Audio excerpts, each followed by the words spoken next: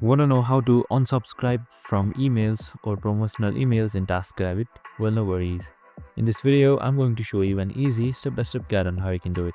It's super simple and under a minute, so let's get straight to it. Now, first things first, simply open up your TaskRabbit website. So you can just simply head towards taskrabbit.com and make sure you are logged in. We have also created a video on how to log in, so make sure to watch it. So instead of unsubscribing from your email, you can just simply directly unsubscribe from TaskRabbit itself. So on the top right side, you should be seeing account right here. So simply select that.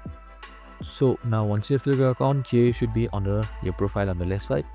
So once you see down, you should be seeing notifications below account security. Just simply select it.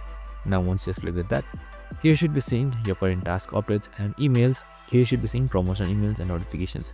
You need to simply uncheck this. So once you have unchecked it, you can just simply select save right here and you should be good to go. And that's it. Here you can see notifications preferences has been updated. I hope this video helped. If it did, make sure to like, subscribe and tune in with us for more of these videos. See you in the next one.